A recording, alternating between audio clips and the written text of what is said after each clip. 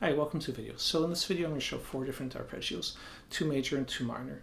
They will each be a 3-octave position, but of course you can break them down to single octave or 2-octave and combine them with your scales, and lots of variations possible. I will first demonstrate them quick, then I will play them slower and show you different fingering options, and then I'll show you tab at the end. So here we go.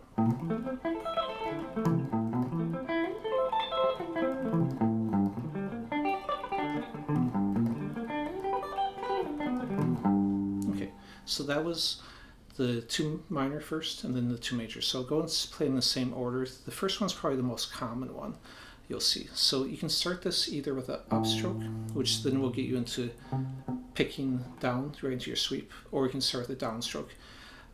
I do it both ways. I don't always pre-plan my picking so that it will work best on it. So it's going to be 5, 8. I use the second finger here a lot of times, but it'd be perfectly fine to use your pinky or your third finger. The second finger, just when I come back, that's the finger that's in that position, so I use it both directions. I'm rolling there. Here I'm using a pinky, but you could use your third. Second finger, third finger, first finger.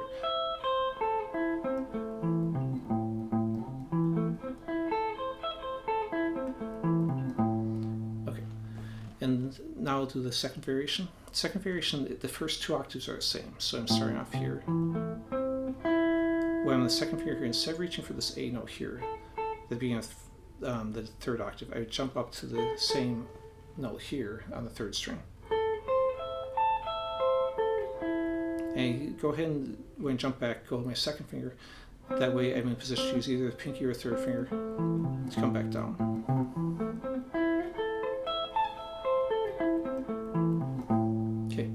Now, I'm going to play this basically the same thing for major.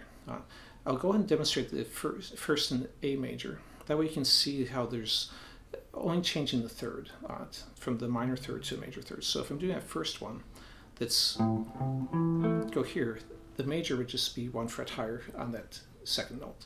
So going from a C to a C sharp. Then here I'm at the octave, so that C would again become a C sharp.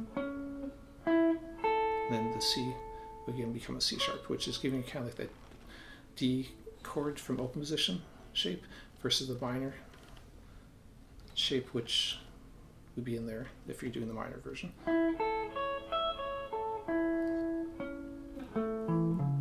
So now we go and play in the G position. This way they'll be both in the same key. So when playing the G major and the A minor, that could be in either the key of G major with the Dorian minor position, or it could be in the key of C major with the relative minor and the Mixolydian position. So it'd work in either key for the G and the A minor.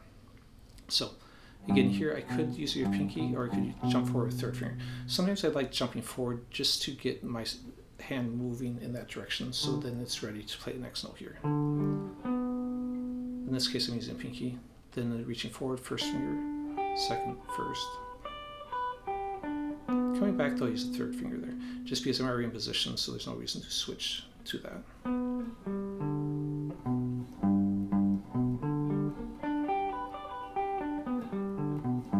Okay, now I'll go ahead and play the other G major fingering. So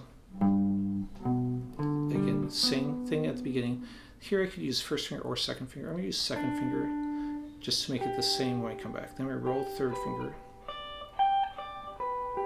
Then when I hit the second finger, I'm right in position to come back down.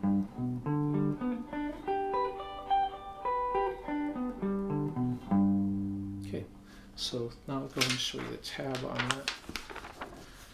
So there's the first A minor, and they showed the A major version of it.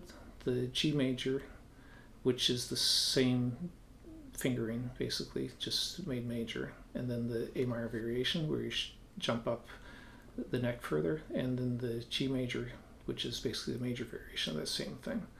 Okay, so if you like this video, please subscribe, and I'll be doing more with different fingerings and different arpeggios.